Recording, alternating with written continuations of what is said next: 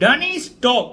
So இந்த channel வந்து பார்த்தீங்க அப்படின்னா இந்த சேனல் மூலம் டனி ஸ்டோக் மூலம் வந்து எனக்கு நிறைய வெளிநாட்டு உறவுகள் வந்து நம்மளை தம்பின்றவங்க, அண்ணான்றவங்க, மகன்ன்றவங்க பல பேர் வந்து கிடைத்தார்கள்.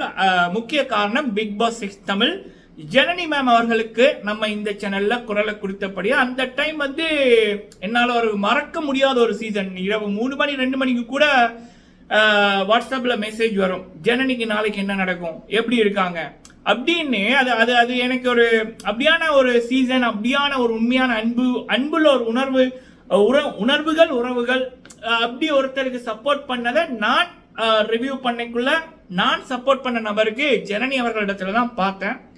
அப்படி அதே போல ஒரு சீசன் வந்து இந்த முறை சீசன் 8ல அமையணும் அப்படி என்பது என்னோட மிகப்பெரிய விருப்பம். சரி, இதை சொல்ல காரணம் என்னன்னா, பிக் பாஸ் 8 தமிழுக்கான முதலாவது ஆஃபிஷியல் அப்டேட் வந்துட்டு விஜய் சேதுபதி அண்ணா அவர்கள். ஸோ டனி ஸ்டோக்கை பொறுத்த வரைக்கும் இந்த ப்ரோமோவில் வந்து நிறைய விடயங்கள் இருக்கு. ஒரு பக்கம் பிக் பாஸ் 8 தமிழ் இலங்கை போட்டியாளர்களை பற்றிய கேள்வி, அடுத்தது ஜனனி மேம் அவர்களுடைய அடுத்து வர இருக்கிற படங்கள்ல விஜய் சேதுபதி அண்ணா அவர்கள் ஹீரோவா நடிச்ச படத்துல ஜனனி மேம் அவர்கள் நடிச்சிருக்காங்க. அந்த படம் தொடர்பாக 2 தகவல். அதுல அவங்களுடைய புதிய படம் மிகப்பெரிய ஒரு டைரக்டர் படத்தில் அவங்க இருக்காங்க அப்படின்ற மாதிரி ஒரு ரூமர் ஒன்று இன்று. சரி, அந்த விடயங்களை இந்த வீடியோல பார்க்கலாம். சரிங்களா? ஃபுல்லா பாருங்க, லைக் பண்ணுங்க. ஃபர்ஸ்ட் டைம் வந்திருக்கீங்க அப்படின்னா மறக்காம சப்ஸ்கிரைப் பண்ணுங்க. உங்களுடைய கருத்துக்களை தவறாம சொல்லுங்க, முடிந்தா நண்பர்களோட ஷேர் பண்ணுங்க. ஓகே, ஃபர்ஸ்ட் வந்து விஜய் சேதுபதி அண்ணா அவர்கள். எனக்கு தெரிஞ்சு இப்ப இருக்கிற நடிகர்கள்ல ஈஸியா குடும்பங்கள்ல இவர் நம்ம வீட்டு பையன், பக்கத்து வீட்டு பையன் அப்படின்னு மக்களால் அக்செப்ட் பண்ணக்கூடிய நடிகர்கள்ல விஜய் சேதுபதி அண்ணா அவர்களும் ஒரு முதன்மையான ஒரு நபர், உழைப்பால் உயர்ந்த மனிதர். அப்படி இருக்கக்குள்ள இப்போ அவருக்கு ஒரு புதியதொரு இது ஒன்று, பிக் பாஸ் அப்படின்ற biggest reality TV show India, அந்த ஷோவுக்கு வந்து கோஸ்டா போறாங்க தொகுத்து வழங்குறதுக்கு. கண்டிப்பா அவர் டிசர்விங்கான ஒரு ஆள் தான். ஏன்னா அவருடைய உழைப்பு தான் அவரை இங்க கொண்டு இருக்கு. 17 வருடங்களுக்கு முதல் ஒரு படத்துல ஒரு 2 நிமிடங்களுக்கோ 1 நிமிடங்களுக்கோ வார்த்தைகள் இல்லாம அவருடைய முகம் மட்டும்தான் நடிச்சு வந்திருக்கு. அப்படி கஷ்டப்பட்டு சான்ஸ் கேட்டு நடிச்சு வந்தவர் இன்று வந்து டாப் 5 ஆக்டருக்குள்ள இருக்காரு. பிகாஸ் ரியாலிட்டி டிவி ஷோவையே காஸ்ட் பண்றாங்க அப்படின்னு அதுக்கு முற்றிலும் காரணம் அவருடைய உழைப்பு, அவருடைய ரத்தம், வேர்வை, அவருடைய விடாமுயற்சி. இதுதான் அவரை இப்போ பிக் பாஸ் 8 தமிழுக்கு ஒரு கோஸ்டா வந்து மக்களில் இருந்து ஒருவராக மக்கள் செல்வன் விஜய் சேதுபதி அப்படின்னு ஒட்டுமொத்த மக்களையும் சொல்ல வச்சு வரவேற்க வச்சிருக்கு அவரை. அப்படி இருக்கக்குள்ள இன்று வந்த ப்ரோமோ, முதலாவது ப்ரோமோவை எனக்கு தெரிஞ்சு 95% மக்கள் பாராட்டி இருக்காங்க, வரவேற்றிருக்காங்க. பிக் பாஸ் பார்க்காதவர்கள் கூட நாங்க இனிமேல் தான் பிக் பாஸ் நிம்மதியா பார்ப்போம், நேர்மையா இருக்கும், நியாயமா இருக்கும் அப்படின்றாங்க. இது விஜய் சேதுபதி அண்ணா அவர்களுக்கு கிடைத்த மிகப்பெரிய வெற்றி. அது மட்டும் இல்லாம ப்ரோமோ வந்து வேற லெவல்ல இப்ப ரீச் ஆயிருக்கு. அதை பற்றி நம்ம இன்னொரு வீடியோல பேசுவோம். சரி, அப்படி இருக்கக்குள்ள இப்ப வருகின்ற கேள்விகள் வந்து அந்த கண்ணு வந்து ஏன் சாதாரணமா ரொம்ப சிம்பிளா இருக்கு ஐ லோகோ அப்படின்னது. அடுத்தது இலங்கை போட்டியாளர்கள் பற்றிய கேள்விகள். இதுல அந்த ஐ லோகோ பற்றிய விடயம் என்ன அப்படின்னா, பொதுவா பிக் பாஸ்ல வந்து பாத்தீங்கன்னா இப்ப நான் சில பேரோட பேசக்குள்ள கிடைச்ச விடயங்களும் உங்க கூட ஷேர் பண்றேன். பிக் பாஸ் அப்படின்றது ஒரு ஸ்கூல் மாதிரி தான், சரிங்களா?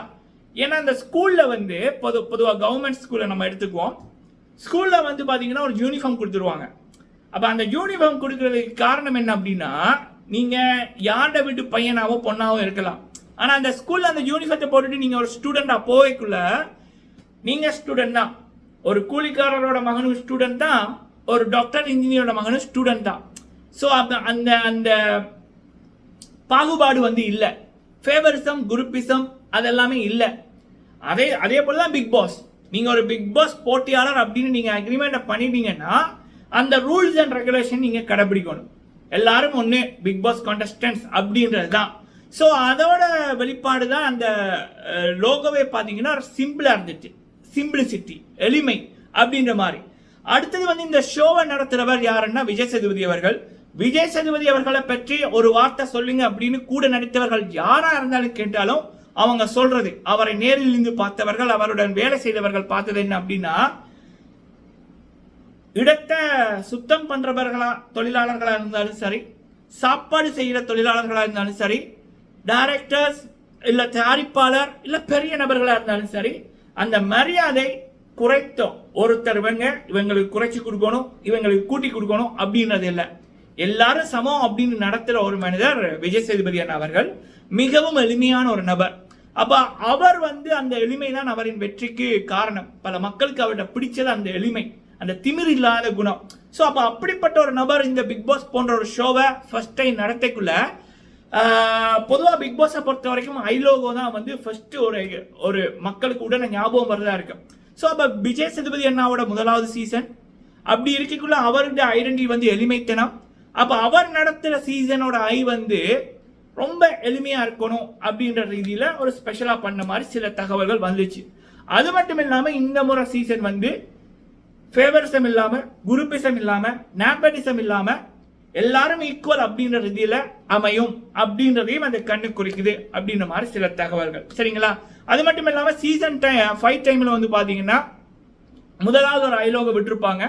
அதுக்கப்புறம் அதுக்குள்ள சில வேலைகள் மாற்றப்பட்டிருக்கு. மேபி இந்த சீசன் 8லையும் இந்த ஐலோகோ அடுத்த ப்ரோமோல வேற மாதிரி சில வேலைப்பாடுகளை கூட அதுக்குள்ள மாற்றலாம் அப்படின்றது சில தகவல்கள். சரிங்களா? பட் எனக்கு இது சிம்பிளா இருக்கு, நல்லா இருக்கு.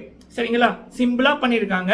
ஸோ விஜய் சேதுபதி அண்ணா அவர் கோஸ்ட் பண்ற சீசன்ல இந்த ஐலோகோ சிம்பிளா இருக்கக்குள்ள அது எனக்கு அந்த எளிமைத்தனத்தை காமிக்கிற மாதிரி, அவருடைய சிம்பிளிசிட்டியை காமிக்கிற மாதிரி, அதே நேரத்தில் எல்லாரும் ஈக்குவல் அப்படின்றத காமிக்கிற மாதிரி நான் என்னோட பேசுற சில நபர்கள் மூலம் நான் புரிந்ததை உங்க கூட ஷேர் பண்ணிருக்கேன். சரிங்களா? ஓவரால் பிக் பாஸ் 8 தமிழோட முதலாவது ப்ரோமோ மாசா இருந்துச்சு, கிளாஸா இருந்துச்சு, முழு திருப்தி. சரிங்களா? நீங்க உங்களோட கருத்துக்களை சொல்லுங்க. ஓகே, அடுத்தது ஜனனி மேம் அவர்கள் விஜய் சேதுபதி அண்ணா அவர்களுடைய ட்ரெயின் படம்.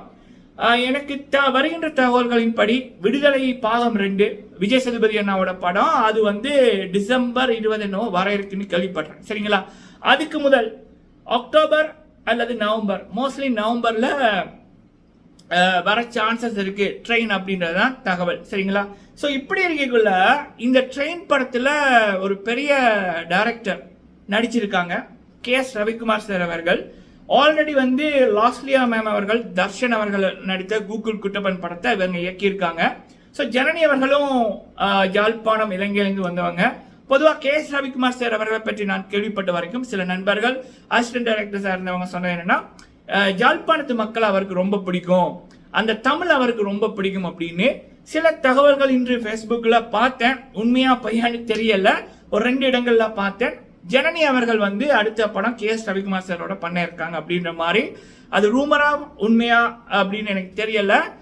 அப்படி நடந்துச்சுன்னா எனக்கு சந்தோஷம் தான். சரிங்களா? ஏன்னா சான்சஸ் இருக்கு. ஜனனி மேம் அவர்களை பொறுத்த வரைக்கும் அவங்களுடைய முதலாவது படம் தளபதி அவர்கள் கூட, லோகேஷன் அவர்கள் டைரக்ஷன், சன் பிக்சர்ஸ் தயாரிப்பு, அனிருத் அவர்கள் இசை.